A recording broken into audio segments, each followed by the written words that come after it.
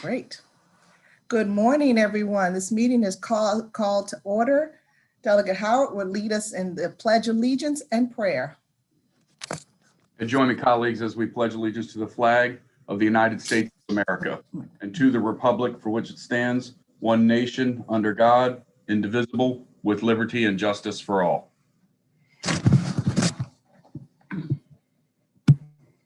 So in prayer today, I would say, great architect of the universe, we beseech thee to give us grateful hearts so that in joyful service we may in perfect loyalty to our constituents, our state, and above all, our great nation, bring relief to the unfortunate, bring together those that would have stood at a perpetual distance, and preserve in us the trust that we leave behind, and increased inheritance for those who stand as monuments to our works. Amen. Amen, and thank you, Delegate Howard. I hope everyone is doing well this morning. It's Friday, and today marks our halfway point in our 90-day session. We have quite a few guests this morning. I'll introduce a few, and then others will be speaking, and they will have an opportunity to introduce everyone who is with them. First, I would like to acknowledge our senators who have joined us this morning. We have Senator Pam Beidel, and we will have, if not, we will have shortly Senator Elfreth. She had another commitment first thing, and then she'll be on. We do have a few members who have a commitment at 9:15 and probably need to leave around 9. So we're going to do our very best to make sure we adhere to our time constraints that will be imposed upon you when you start speaking. With that said, I would like to move into our voting session. Our first bill to vote upon, and our only bill today, is House Bill 1343, Anne Arundel County Central Committee's Republican Requirements, sponsored by Delegate Kipke, our minority leader. Delegate Kipke, I believe you have an amendment. Yes, thank you, Madam Chairman. Good morning, members. I introduced this legislation at the request of the Anne Arundel County State Republican Central Committee. And what it does is it changes the districts that the members run in. Instead of the state legislative districts, it would be the councilmatic districts. They're doing that. They want to do it that way because they would prefer everybody to have the same size district. As you know, some of our legislative districts cross jurisdictional lines. And so this would just give everybody an even district. I do have an amendment. They don't want the size of their district the size of the committee to expand dramatically. If you had 3 members in the councilmatic districts, it would grow the committee. So it's going to have 2 members in each council district for a total of 14. And to prevent there ever being a tie, we have added 1 at-large countywide member so that there would be 15 members, which is also consistent with the makeup of the committee currently. So everybody should have that amendment. Committee staff has it. It's amendment 676-316/1. And I conclude my testimony. Thank you. Is there a motion on the amendment? Move favorable. Second. It's been moved and seconded on the amendment. Are there any questions or discussion? Seeing none, Secretary, please call the roll. On the amendment to House Bill 1343, the amendment is 676-316/1. Delegate Bagnell? Yes. Delegate Barnes? Delegate Carey? Yes. Delegate Chang? Yes. Delegate Chisholm? Yes. Delegate Henson? Yes. Delegate Howard? Yes. Delegate Jones? Yes. Delegate Kipke? Yes. Delegate Lehman? Delegate Malone? Delegate Pena-Melnick? Yes. Delegate Rogers, Yes. Delegate Saab, Yes. Chairman Bartlett. Yes.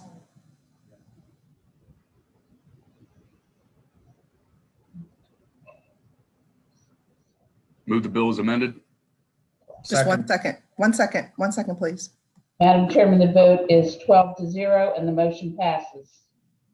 Thank you. And I heard a motion to move the bill as amended, and I heard a second. Is there any discussion? Secretary, please call the roll. Delegate Bagnell, Yes. Delegate Barnes, Delegate Carey, Yes. Delegate Chang, Yes. Delegate Chisholm, Yes. Delegate Henson, Yes. Delegate Howard, Yes. Delegate Jones, Yes. Delegate Kipke, Yes. Delegate Lehman, Delegate Malone, Delegate Payne Melnick, Yes. Delegate Rogers, Yes. Delegate Saab, Yes. Chairman Bartlett. Yes.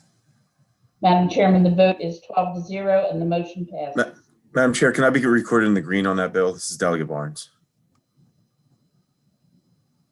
Thank you. Yes. Thank you. Thank you. Next, we're going to move on to our legislative bond initiatives. We have a few more. We've heard them on our legislative bond initiative night, and we have about 4 more that need to be presented. First up, we have Delegate Jones with the Chesapeake Children's Museum. Thank you, Delegate Chairwoman. Delegate Jones, you may present. Do you have any witnesses with you today? No, ma'am. Great. Go, please proceed. Thank you so much, Chairwoman.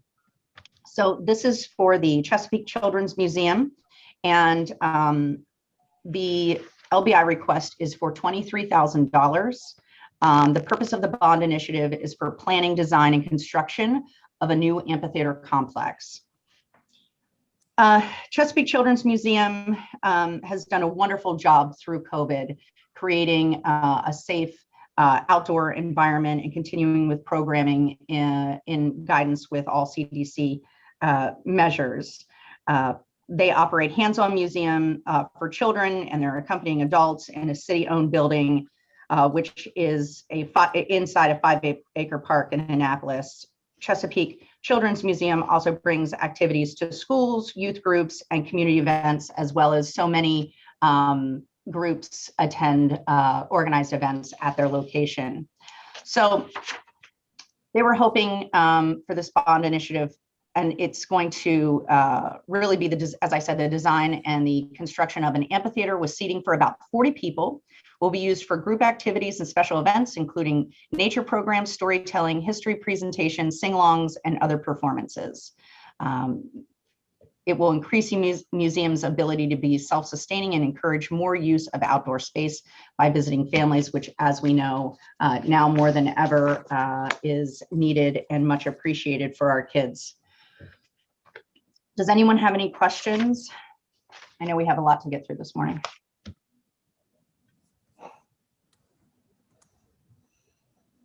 Delegate Saab. Thank you, Madam Chairman. Is the space leased or is it owned? It's owned by Annapolis, I believe. Okay, so it's not owned by the museum. You know, Delegate, let me just I don't like to answer without certainty, so let me get back to you on that. Okay, and the design, this project cost $64,000. The total. No, sir. The 23,000 is the request for the legislative bond. Right, but what's the total amount of the project? I believe $23,000. Where did you get your number, sir? I'm sorry? I'm sorry, you came up with a different number, sir? Well, I mean, typically, usually it's a match. So that's why I doubled it. So if they're asking for 23, I assume that they're matching the other 23. That's what I came up with the 46. I'm sorry, 46 Right. for. No, no, sir. Okay, so they're asking for the whole entire amount, because my understanding of the way we do bonds is it's a hard match. So if they're asking for 23, they have to match 23. They do have some capital fundraising, and I apologize as I was working extremely late last night and was just reading this over this morning. So let me get back to you. And Delegate Saab, just to let you know, the match is not required this year. This year, yeah. That's right. Okay, but they have to own the building though, isn't it? No, they don't have to own the No. building. They have to have an agreement with the owner to have a long-term lease. And long-term Right. usually is like several years, like 10 to 15 years. Right, do they have that? Do they have a long-term lease? As I said, I will get back to you on their lease agreement and or if they have one versus outright owning. Thank you, Madam Chairman. Sure. Are there any other questions? And keep in mind, members, that we will have a capital committee, will be meeting and publicly, and they will be going through the bond initiatives. So you probably will be invited to attend. And actually, I said publicly, I'm not sure if it's a public meeting or not, but there will be a meeting and members can attend. Next we have Delegate Kipke, the Northeast High School Physical Endurance Training course. Thank you, Madam Chairman. I have with me several students and Sergeant Mattis from this program.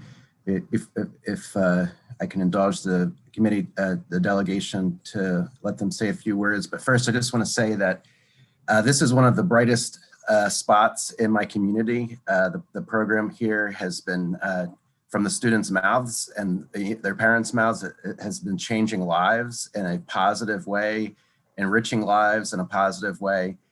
And it's just growing by leaps and bounds. I'm so impressed with the students that are participating in the JROTC program at Northeast High School. And I think they'll do a better job talking about it than I will.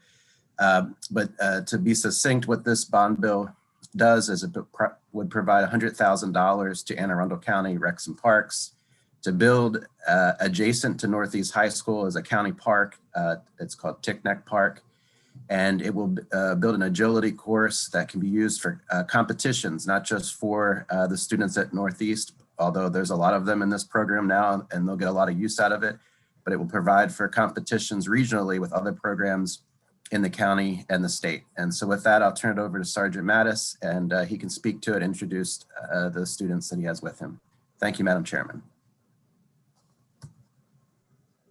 Sergeant Mattis, before you speak, I would ask staff to please change us to speaker mode, because I would like to highlight these students. They look sharp, and I want to make sure that we can see them and that the members of the public can see them very well.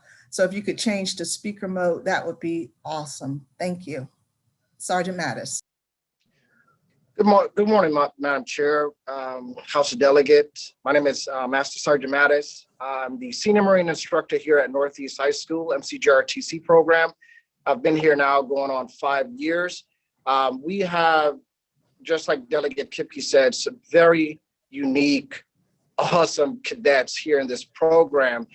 And we have really grown since the conception of this program here in the last 6 years.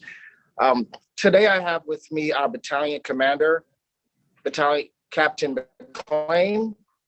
We also have Captain Guzman and Lieutenant Johnson, and they will be speaking on the obstacle course. This is something that we have been working on for the last few years. We've tried several means, such as fundraising and several different things. And the opportunity presented itself where we could come before you and present.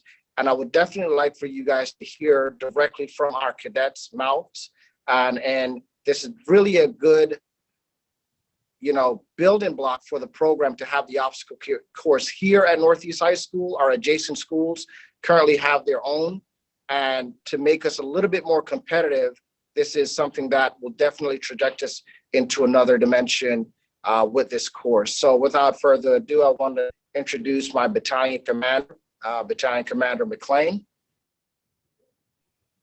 Good morning, Chair. Good morning, Vice President Chair. My name is Cadet Captain McLean, and as a current student here at Northeast Senior High School, who has experienced what it means to be unmotivated, right, and witnessed the low morale, due to either home life or due to personal circumstances, and having this obstacle course, as an outlet to help rebuild the spirit of of our core, while also learning lessons that will allow us to apply these lessons to our life in a very, very real way. So, without further ado, I would like to introduce Captain Guzman. The floor is yours, Guzman. Thank you. Good morning, Chair, Vice Chair, and House of Delegates. My name is Cadet First Lieutenant Guzman, and it is an honor to speak to you all today on behalf of the Northeast High School Marine Corps JROTC program. MCJROTC is a leadership education program which seeks to instill a value of citizenship, service to the United States, personal responsibility, and a sense of accomplishment upon the next generation. Our program, consisting of 120 cadets, is constantly setting the bar high, allowing us to receive the Naval Honor School recognition in 2020, only 4 years after opening our doors. This not only signifies that our Marine Corps JROTC program was in the top 15% of the 68 other programs in Region 1, but that our cadets are always engaging in an environment where they look to improve not only themselves, but their fellow cadets. Our seniors last year alone raised over $2.5 million worth in scholarship funds. Cadets who graduate the program embark on their next journeys in life to receive appointments to service academies, attend four-year institutes, and enlist in our nation's armed forces. Our previous commanding officer, Abigail Ward, currently attends the United States Naval Academy and embodies the very same principles that MCJROTC strives to impress upon our cadets each and every day. Our holistic view of success not only involves stemming academic achievements, but also meeting the physical requirements of the Marine Corps. We are asking for $100,000 to build an endurance course at Tickneck Park for not only our cadets, but the community as well. This would allow us to host annual Raiders competitions, raising funds for not only the program, but essential charities. Currently, we have very limited gym space due to other sports, and COVID restrictions have only lessened our ability to train together. Constructing this obstacle course would not only give space to participate in fun activities, but it would also foster teamwork and camaraderie. Master Sergeant Mattis has been in contact with Parks and Recs, but despite having received prior funding, they are not sufficient.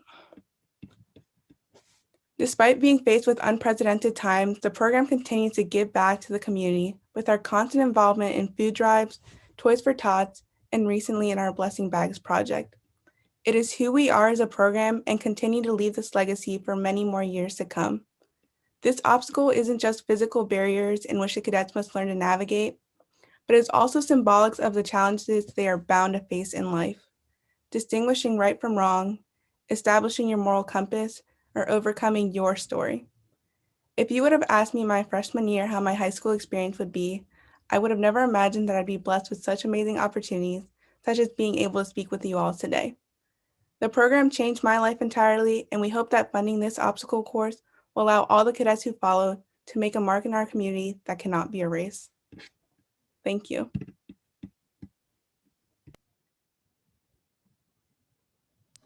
Thank you. We appreciate having you all here. Excellent job. Delegate Howard has a question or comment. Well, both, Madam Chair. I just want to tell you guys how damn proud I am of you. And I was in the Marines with 3-6, and it was a MUSOC unit then. It was a Marine Expeditionary Special Operations Capable Unit, and that was folded into the now what they call MARSOC, which is the Marine Special Operations Community. They've got their own little community there. And I just want to tell you guys how proud I am of you. And your testimony was amazing. You guys look fantastic. And I sleep well at night knowing that young people like yourselves are coming up and going to be standing on the walls of this country when we need you. But my question is to Delegate Kipke. I thought we did this last year. Yes, if I may respond, Madam Chairman, I want to thank the delegation and especially my friend Delegate Chang, who helped us get funding for this last year. Unfortunately, the funding got reduced in the Senate at the final hour, and we didn't really have much time to work on that because, as you know, session got cut short. But we also found out from Anne Arundel County that they underestimated the cost of doing it. So this funding is essential to complete the project. Well, I look forward to supporting the initiative. Thank you, Delegate, for bringing this forward, and thank you to the young men and women testifying here today. I think also, Madam Chair, there may be one other student with us who didn't speak. Sergeant Mattis, did you want to introduce? I'm not positive, but I think there may be one more. Cadet Johnson, Lieutenant Johnson is also present. She was just here as well to witness, because she is a part of our staff. She is the head of our Raiders team, our YPFT, which stands for the Youth Physical Fitness Team. She's a captain, so it was only fitting to have her here at this meeting because she's very instrumental when it comes to training and leading the other cadets through the physical endurance course as well. Great, good to have you with us this morning. Thank you. Thank you all for that awesome presentation. Well done, very well done. Next, we will have our Vice Chair Rogers, who will speak on the legislative bond initiative for the Resiliency and Education Center, Coon Hall. Vice Chair Rogers. Thank you, Madam Chair. And I guess I too need to start by taking a point of personal privilege and recognizing the outstanding cadets from Northeast High School. As someone who served in both the Marine Corps and the Army, I am truly appreciative of what they're doing, their outstanding citizenship, as well as their leadership. So thank you for being here this morning. So with that, I did want to talk about the Resiliency and Education Center at Coon Hall. And with me today, I have Senator Beidel, who is the cross-file on the Senate side, and Mr. Tim Farrell with the Fort Meade Alliance. The purpose of the bond initiative is for the acquisition, planning, design, construction, repair, renovation, reconstruction, site improvement, and capital equipping of the Resiliency and Education Center at Coon Hall on Fort Meade. And the purpose of this is really to provide impactful assistance for, a facility that will provide numerous programs and initiatives that will serve approximately, 10,000 folks a year, representing 115 different government agencies on Fort Meade. And so with that, I would turn it over to Senator Beidel if she has any comments. And we also have Mr. Farrell, who might be able to answer any questions that we may have. Thank you, Madam Chair. Thank you. Is Senator Beidel, was that who's next? I'm sorry, I was responding to something. Okay, Senator Beidel.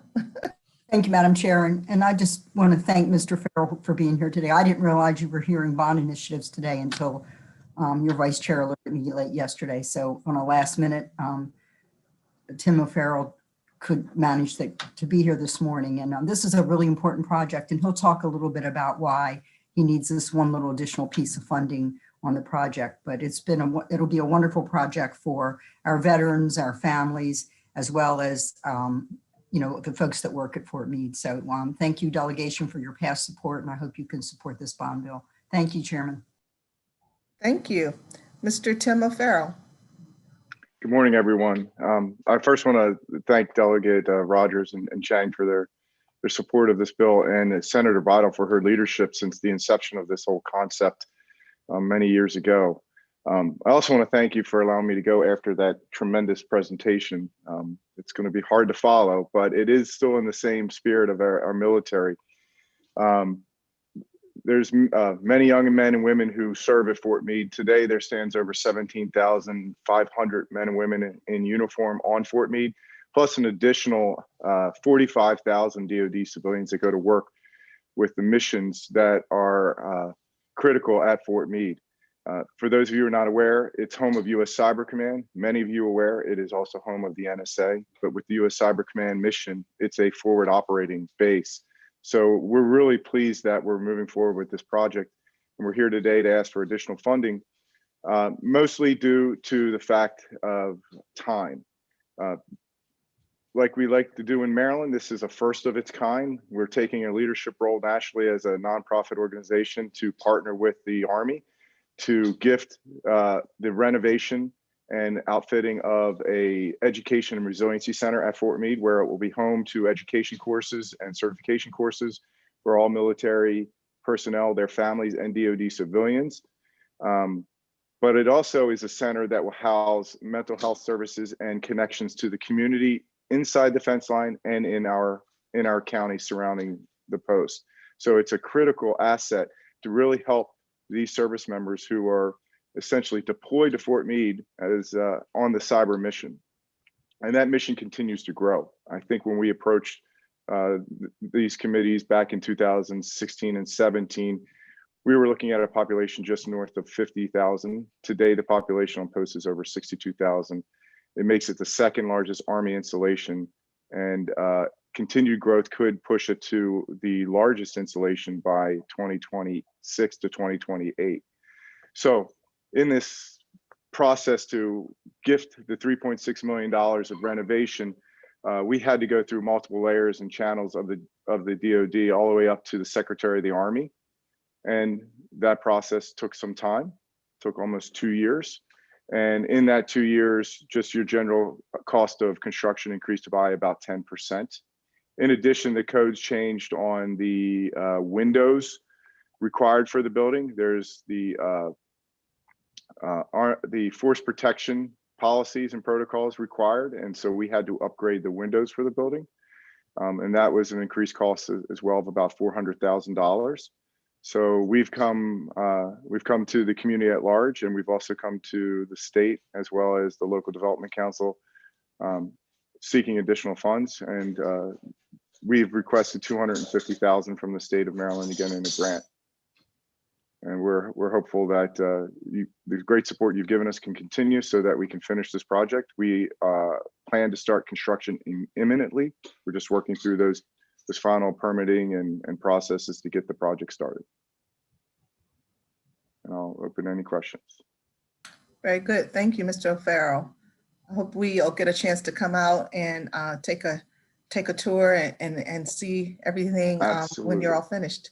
Great. Absolutely. Are there any questions? I don't see any noted yet, but if anyone has any question, now is the time. Okay, seeing none, thank you very much. I appreciate your presentation. We're going to move on to Delegate Henson, her presentation for the Legislative Bond Initiative for Banneker Douglas Museum. Delegate Henson. Thank you, Madam Chair. The Banneker Douglas Museum is the state's museum on African American history and culture. It houses exhibits, programs, projects, and everything to understand and appreciate African American history and culture here in the state of Maryland.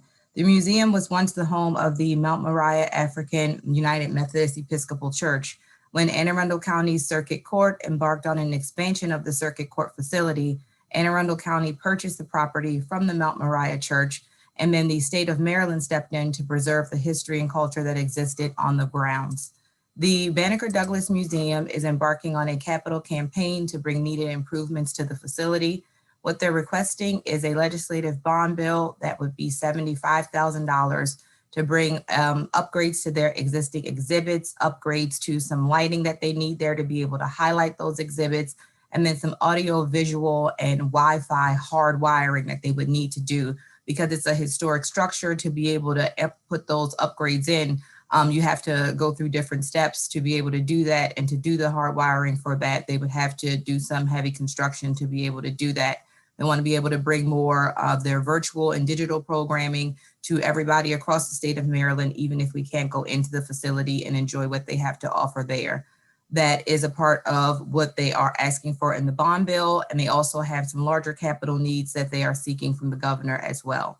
The executive director, Chanel Compton, I believe she was trying to join to be available for questions. And if anyone has any additional questions that need to be followed up by Ms. Compton, she would make herself available for that. Thank you, colleagues. Thank you very much. I don't see, I'm not sure if Ms. Compton is on at the moment, but are there any questions? Okay, seeing none. That is the last of our legislative bond initiatives. I would like to circle back to Delegate Dana Jones. She has an answer to the questions that were posed earlier. Thank you so much, Madam Chair. Just in review, I have won my battle with my Google Drive and found my notes. Chesapeake Children's Museum does lease the property from the city. It's renewable every 5 years, which is the longest lease that they're able to, that they give out. It's important to note that they moved to Annapolis in 2000, so they've been there for 21 years. $23,000 is in fact the whole cost because this year there is no matching funds. Thank you. Thank you for that follow-up, Delegate Jones. Seeing no further questions, let's move on to some more of our guests who I did not introduce, but I am super excited to have our guest here. We're going to start with the NAACP with President Jackie Alsop, who is going to introduce everyone she has with her today. During this time, we may go into speaker mode just so that we can make sure we highlight who is speaking. Thank you very much. President Alsop. Good morning. My name is Jacqueline Boone Alsop, and I am the president of the Anne Arundel County branch of the NAACP and the second vice president for the Maryland State Conference. With me today is Judge Claudia Barber, first vice president for the Anne Arundel County branch of the NAACP, and Steve Waddy, political action chair. Good morning and greetings to the Honorable Chair, Sandy Bartlett, Vice Chair Mike Rogers, and all distinguished members of this delegation. Thank you for giving the Anne Arundel County branch of the NAACP this time to share its goals and aspirations for the state legislative session of 2021. We applaud the tireless work you do serving on committees and responding to thousands of emails from constituents.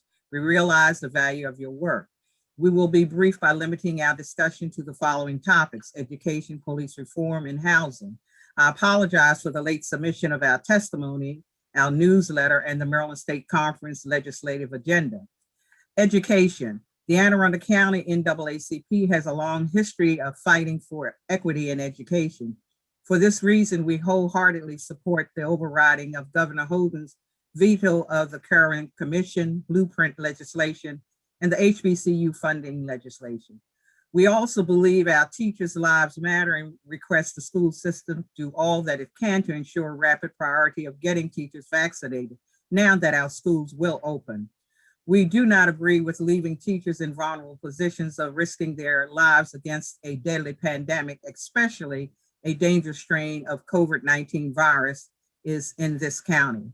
We also seek equity in addressing health disparities. We need questions answered as to why the vaccines have not been easily accessible to all communities. We hope through your committee hearings, these questions will be asked and answered.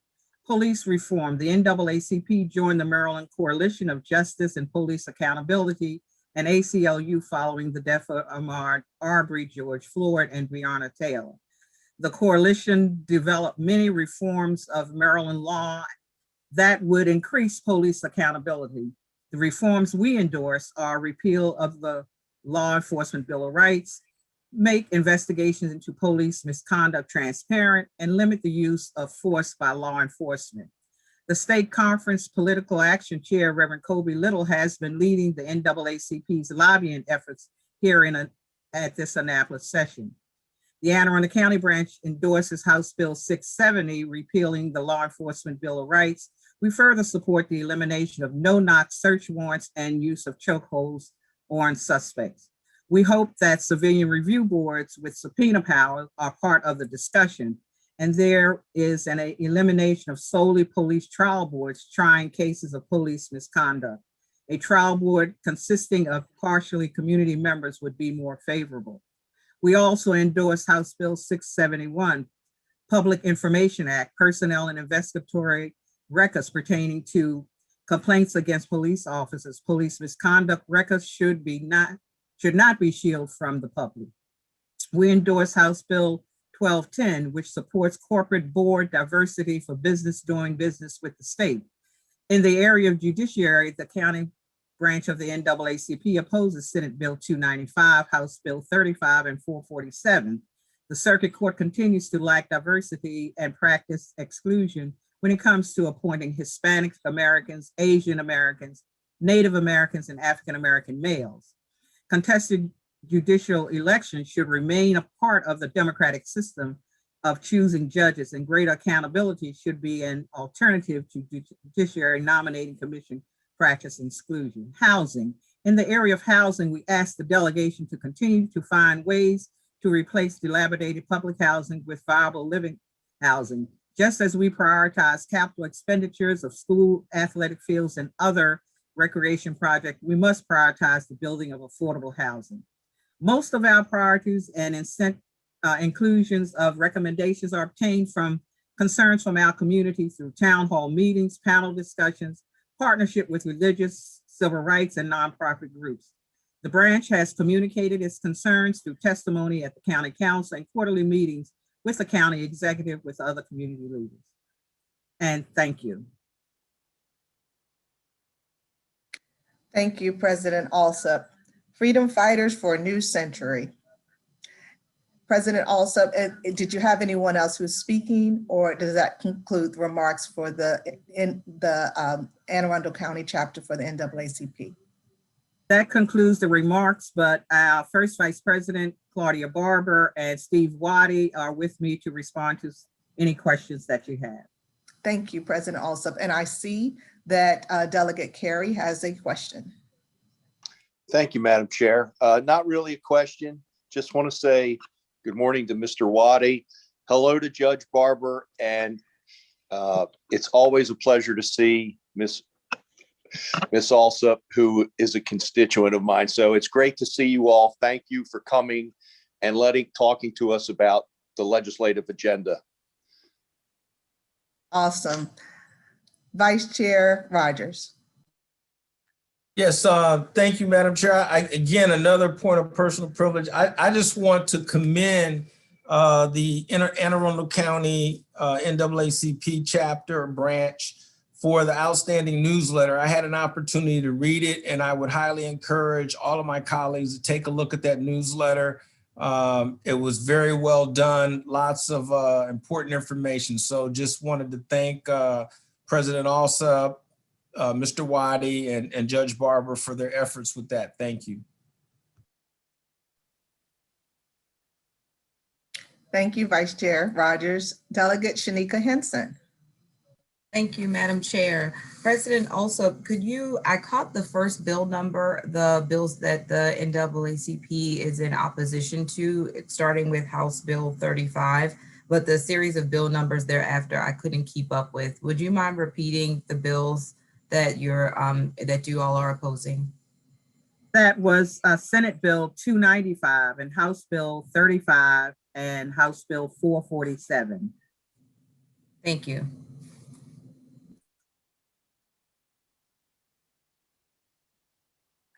Well, thank you. I see no further hands raised.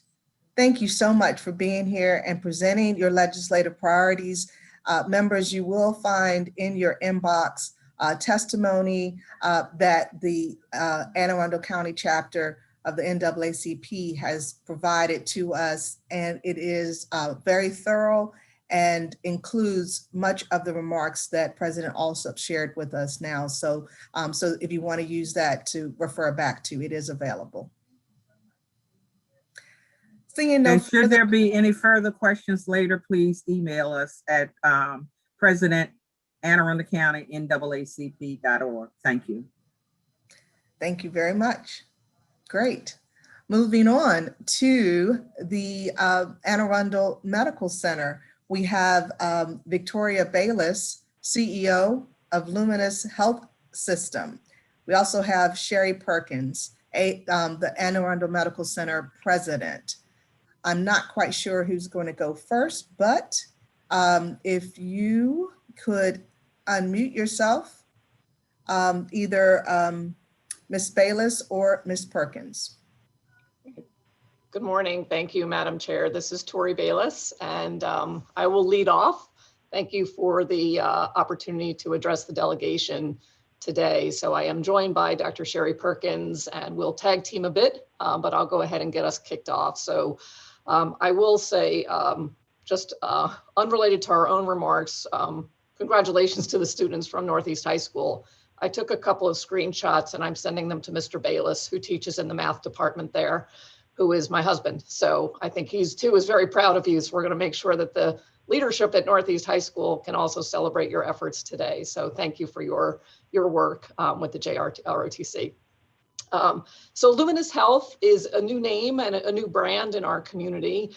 It's actually a system that was formed back in July of 2019, and it was through the coming together of Anne Arundel Medical Center, acquiring Doctors Community Hospital in Prince George's County, and it includes all of the other subsidiaries of Anne Arundel Medical Center as well. So this system was formed in July of 2019, and we are continuing to grow and expand and offer services throughout the region. We remain headquartered here in Anne Arundel County in Annapolis, but we serve about 8 counties throughout the region. So we actually have 3 hospitals in the system, Anne Arundel Medical Center, being operated since 1902, Doctors Community Medical Center in Lanham, as well as the new mental health hospital that was stood up during the pandemic, and Dr. Perkins will comment further on that, the McNew Family Medical Center that was opened last April.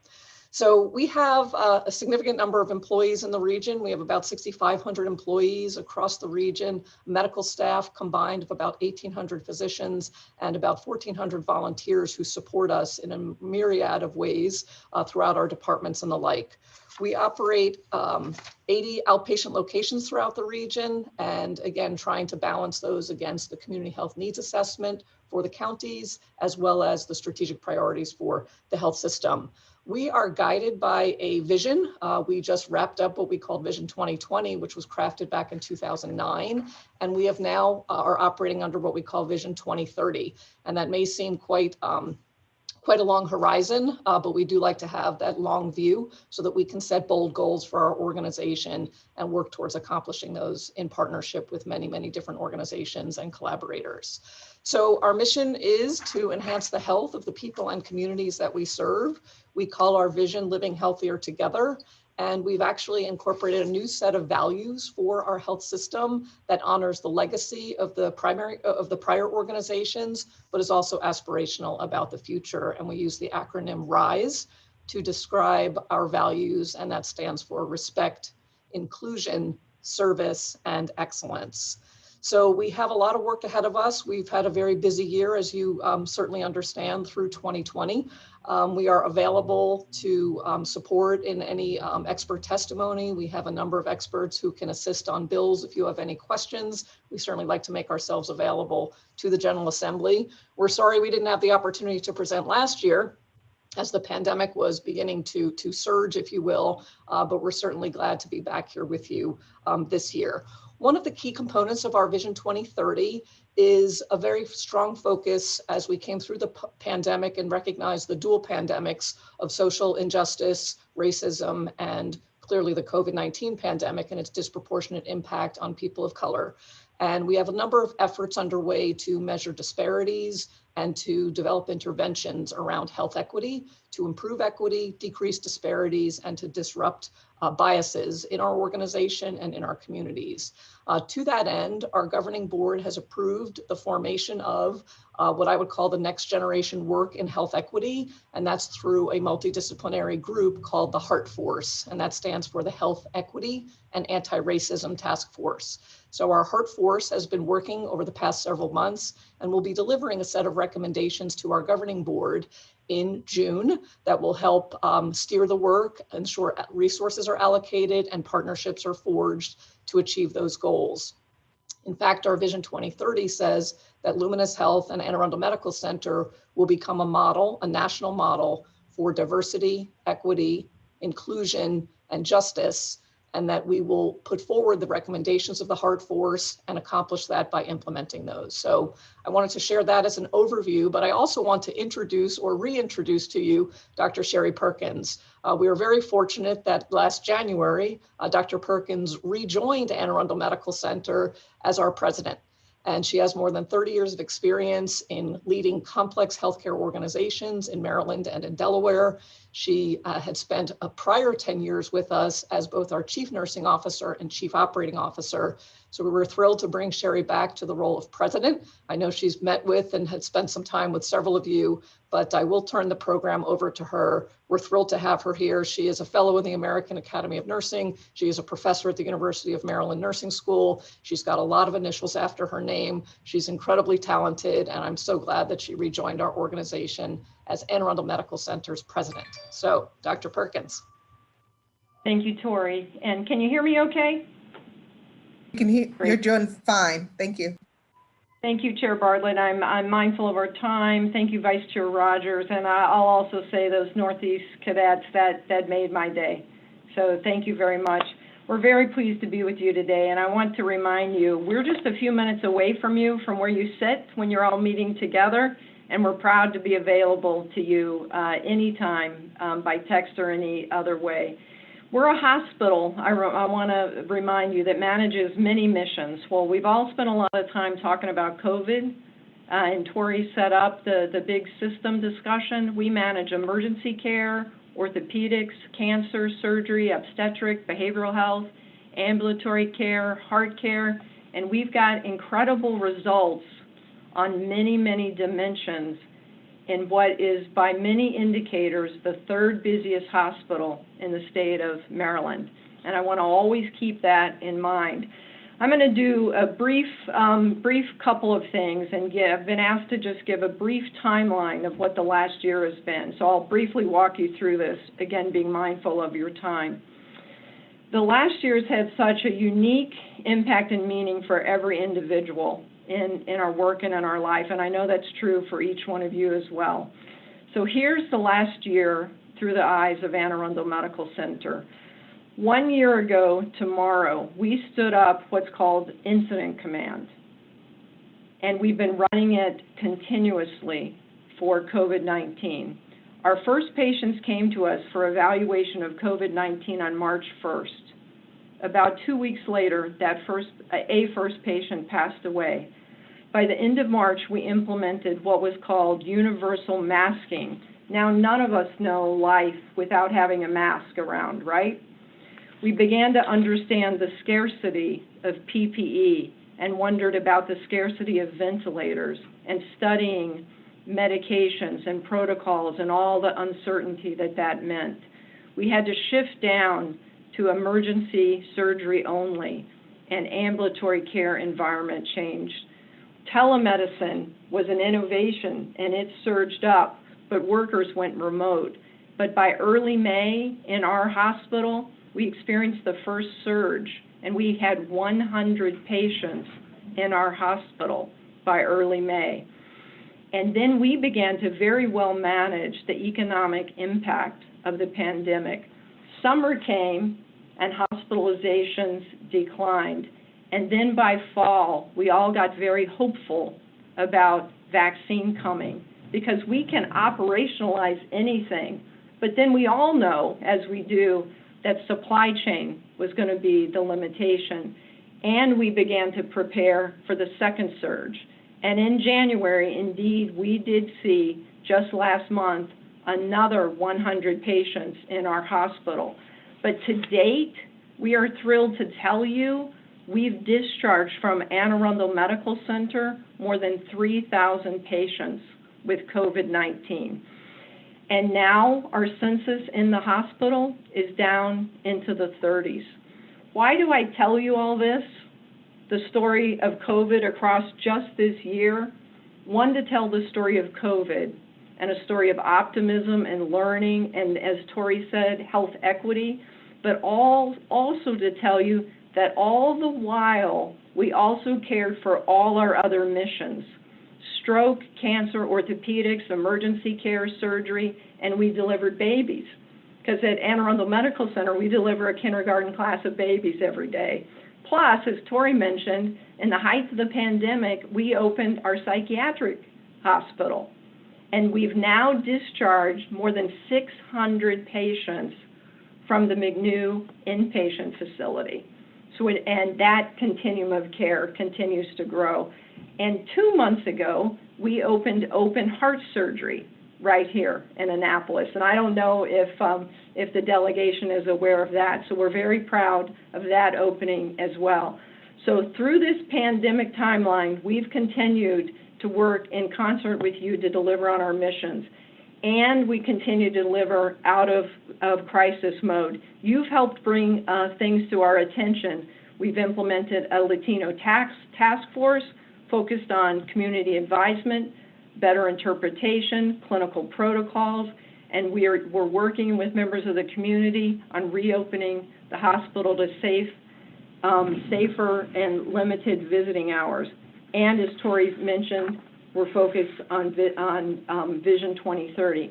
Now let me shift very briefly to vaccination, and then we'll wrap up. The key priority for us is getting vaccination in the arms of people. The key limitation is supply. We began vaccination clinics in December. We've offered vaccination to all our staff members and volunteers, and we've administered vaccine to 75% of our workforce. We've vaccinated in this service area nearly 12,000. And we're continuously, as you all know, educating on the vaccine because we think that's the critical element to building knowledge through many mechanisms in addition to the supply. Our key partners, and they've been tremendous partners in this, have been Anne Arundel County Health and Baltimore Washington Medical Center. And to date, we've done mobile clinics because it's great to get the vaccine out. We've done mobile clinics at the Lighthouse Shelter, at Bowman Place, at Morris Bloom, and Bloomsbury Square.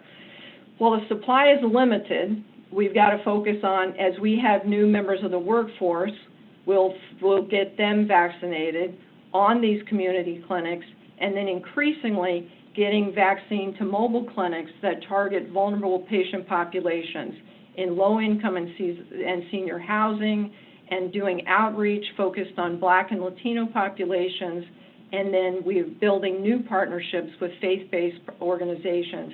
And then as supply increases, as we all know it will, and we're all optimistic about, we'll expand mobile clinics and on-site clinics and then offer more. So as I wrap up, we're excited about everything we're doing, how we demonstrate excellence, and what we can continue to do together. So I know that we're at time. I don't want to exceed our welcome. Thank you for all you do and our ability to collaborate with you. Dr. Perkins, thank you very much. I appreciate you and Ms. Bayless for being here. It's been awesome to receive the status report on how well you all are doing. If we could go back to gallery mode, we have some questions. Senator Vital. You just have to take yourself off mute. I need that T-shirt on mute. Thank you, Chairman Bartlett. And to Tori Bayless and Dr. Perkins, thank you. So my question really is my concern that our populations 75 and older are not getting vaccinated like they should. I think my number this week that I saw was about 13% of that age group have been vaccinated. So what can we do? What can Anne Arundel Medical Center do to really focus on getting this older group appointments and vaccinated? That's just a very great concern to me. And we hear from constituents every day that are frustrated that they can't get appointments. Yeah, I'll go ahead and jump in. Thank you very much, Senator Vital, for the question. It's great to see you. We are frustrated as well. And in the big picture here, it's an issue of limited vaccine. And again, we're optimistic, as Sherry mentioned, with more vaccine coming on the market soon. But what we have done is patients are pre-registering with Anne Arundel Medical Center and Luminous Health, which is essentially a request for an appointment. And at our peak, we had 140,000 people registered, pre-registered with us seeking appointments. And that was across cohorts 1A, 1B, 1C, which of course does include the patients over age 75. Through our pre-registration system, we are able to do some prioritization by date of birth, and we have been trying to prioritize the oldest patients and some of the most vulnerable patients in our community. Unfortunately, the demand is greatly outstripping the supply at this juncture, but one of the other things that we've done is knowing that there may be some limitations in terms of email access or how facile people are on a computer, or if they even have access to a computer. We've also stood up a call center. So we're proactively reaching out to some of the population over age 75 if they either didn't have an email or maybe they're not as quick to get their appointment scheduled when the invitation goes out via an email invite. We've also worked closely with the state on what's called the PrEP mod system. I'm sure you've heard about this in some of your committee meetings, but to make sure that we can prevent, if you will, people from forwarding the emails and to populations that are trying to maybe prioritize themselves over the elderly population and the vulnerable population. So a lot more to go on this. We at Luminous Health broadly have put a plan together to be able to get to 8,300 shots a day at 4 different locations, including our own Belcher Pavilion on the main campus in Parole, where we can get up to 4,000 shots a day. And we have the throughput, resources, staffing, IT, and the like to be able to accommodate that. We're getting in the queue with others to make sure that the vaccine supply will get to us when it's available through the state and through the feds. Madam Chair, can I ask one more follow-up question, please? Yes. Thank you. And thank you again, Tori. So I keep hearing that the hospital's allocation of vaccines will be reduced as the governor sets up these big vaccination centers. And so for the folks that live in our county, their choice is going to be the stadium at Camden Yards or the Bowie Center, which isn't convenient for very many of our constituencies. But is it true that you're seeing your amount of available vaccine reduced, or is it increasing? So it's gone up and down a bit, I would say, Senator Bidel. So we were getting quite a bit of vaccine prior to the state mass vaccination sites being set up. So they opened Six Flags, they're opening M&T Stadium, and they're looking at 3 other mass vaccination sites, I believe Hagerstown, Charles County, and I apologize, I'm blanking on the other one. It may be somewhere on the Eastern Shore, I'm not positive. So those sites are, they're taking a limited amount of vaccine and divvying it up. So I think it's about 80,000 doses a week. And the hospital allocation did dip a couple of weeks ago, and then it started to come back up again, but it is limited. If we're getting across the hospitals we're getting 100 doses each, then 200 doses each, but now we're trying to get that ramped back up through collaboration through the Maryland Hospital Association with Secretary Schrader. And there certainly is an understanding and a recognition that the hospitals and health systems, including Anne Arundel Medical Center, have the ability to also risk stratify our patients. So the relationship we have with patients, understanding those who are immunocompromised, those who are living with multiple comorbidities, we have the ability to look in our electronic medical record and also try to prioritize in that way. So the hospital's allocations did dip, and we expect that they will come back as the vaccine supply comes back. And we said, we're all in this together to try to get as many vaccines into arms. And as Sherry mentioned, very strong collaboration with the county health departments and helping to share some of their supply, particularly as we activate our mobile units to get out into places like Morris Blum, Bowman, Lighthouse Shelter, and the like. So it's good collaboration with the local health department. Thank you for your work. We really appreciate it, Tori. Thank you.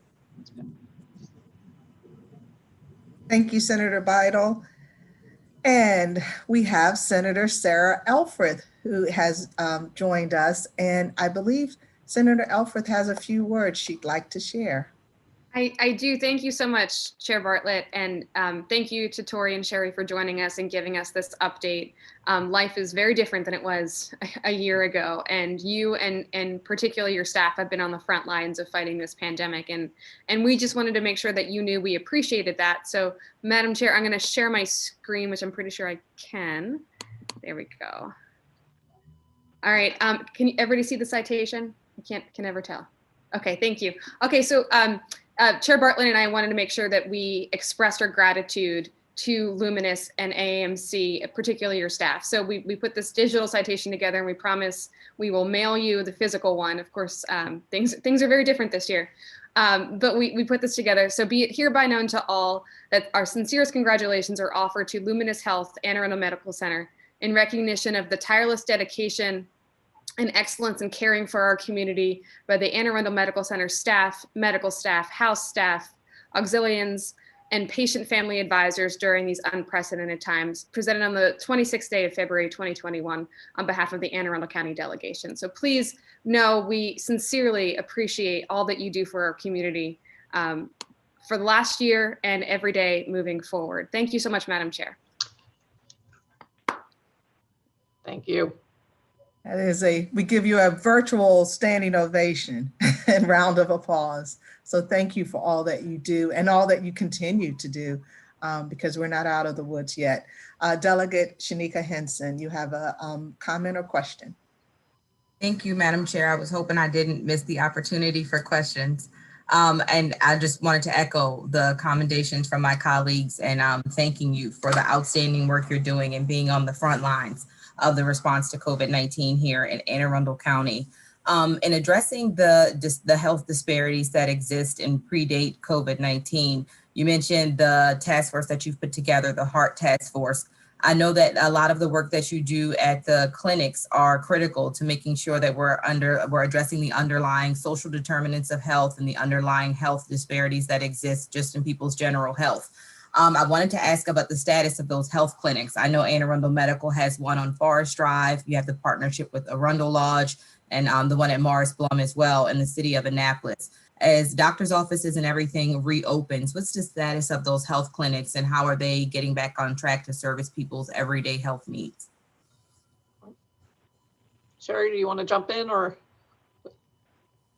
Yeah, my basic answer would be those clinics are up and thriving, and they're an essential part of our work in every day for all needs, including the outreach that will be focused on in vaccination. So you've asked the very important question, Delegate Henson, that that's a major part of our effort. But they're up and. Thank you.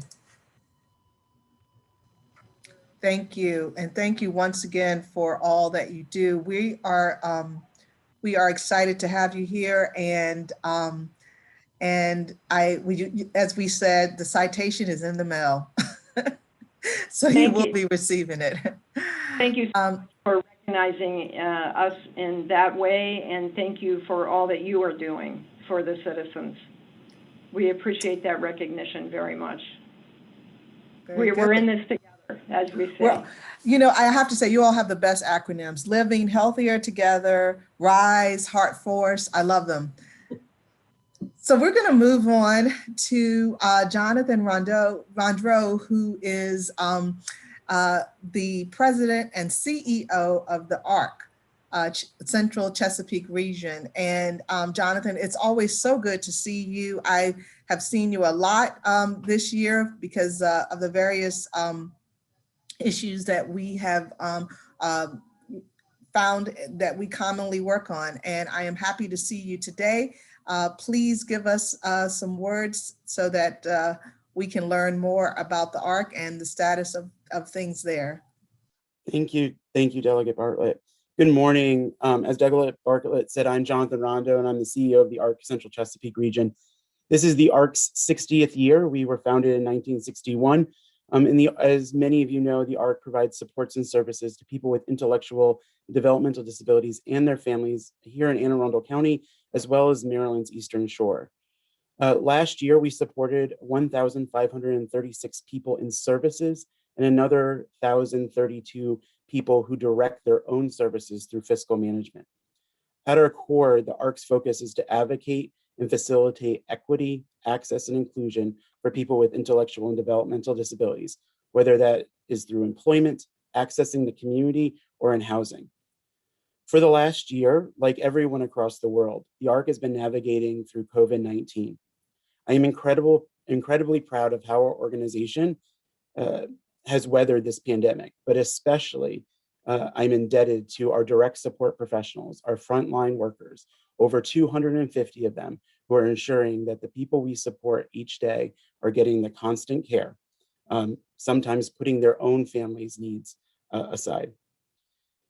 To date, as how we weathered the pandemic, we've only had 14 people we served that have contracted, but also have recovered from COVID-19, and 21 employees who had conferred positive diagnosis, all of whom have resumed work and recovered from COVID-19. During this time, while providing critical essential services, we have also facilitated 11 people with disabilities to move into affordable housing here in the county with supports. The ARC has also continued to provide job coaching to over 50 people who serve Anne Arundel County through essential jobs at grocery stores and medical centers and alike. With funding from the ARC Maryland and the Community Foundation, we also provided group therapy sessions for people with disabilities to support them in coping with the challenges of COVID and improving their mental health. In partnership with the county executive this fall, the ARC quickly, with CARES Act money, launched an in-home supports grant program for families with kids with disabilities or complex medical needs, where we supported 98 families to get $500 to have paid in-home supports so they could access things like doctor's appointments, grocery shopping, and things like that, that they were unable to do until that point. As we look to the future, I truly believe that vaccinations will be the game changer. While we have worked hard to understand the complex web of vaccinations in the vaccination process in Maryland, the process and system is very confusing and challenging. Recently, we were able to ensure that all the people we serve in our group homes and other congregate settings were vaccinated, as well as working with the county to get our essential staff, our direct support professionals who are certified by the Board of Nursing as medication technicians vaccinated through county-run clinics. The ARC continues to work with the county administration and Anne Arundel County Health Department to develop vaccination clinics specifically for other people with intellectual and developmental disabilities. As we look past this period, the ARC also is continuing to work to expand services in the areas of housing, day supports, and mental health for people with intellectual and developmental disabilities.